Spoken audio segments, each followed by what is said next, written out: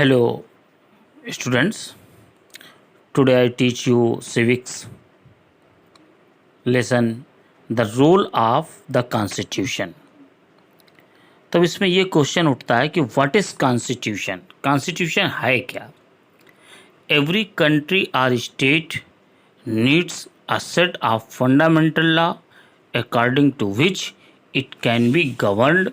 This set of fundamental law और governing principle is called the constitution of country.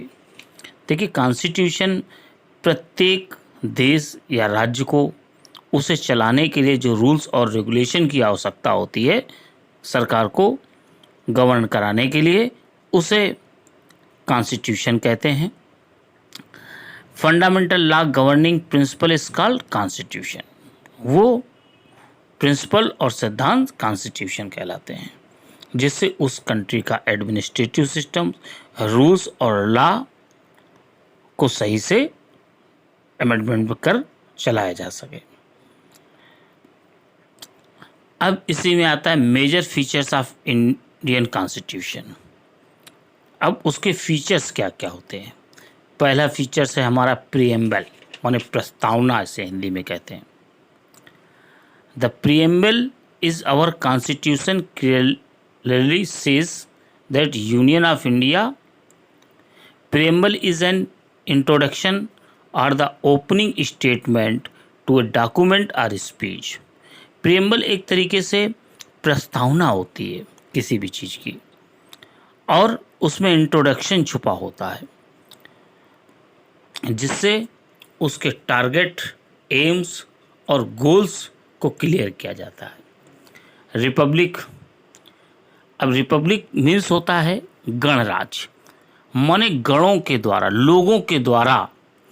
लोगों के समूहों के द्वारा बनाया गया राज्य, लोगों के थ्रू चलाया जाने वाला। नेक्स्ट पॉइंट इसी में हमारा डेमोक्रेटिक। अब डेमोक्रेटिक में देखिए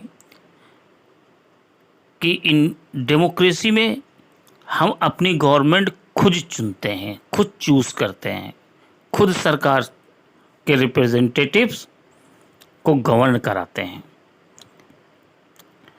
विच आर रेगुलर इंटरवल्स।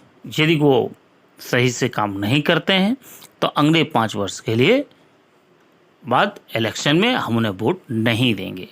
इसलिए India is a democratic country. Next point है हमारा लिबर्टी, इक्वलिटी एंड फ्रेटर्निटी। इसमें हमें स्वतंत्रता, समानता और भाईचारे की भावना भी प्राप्त होती है। फ्रेटर्निटी माने ब्रदरहुड। जस्टिस, अब जस्टिस के थ्रू हमें कॉन्स्टिट्यूशन के थ्रू न्याय मिलता है, जिससे हम कहीं पर भी जुडिशरी के थ्रू न्याय प्रणाली से जुड़ सकते हैं और न्याय की गुहार लगा सकते हैं, और इससे हमको न्यायालय के थ्रू जस्टिस मिलता है every citizens of Indian persons.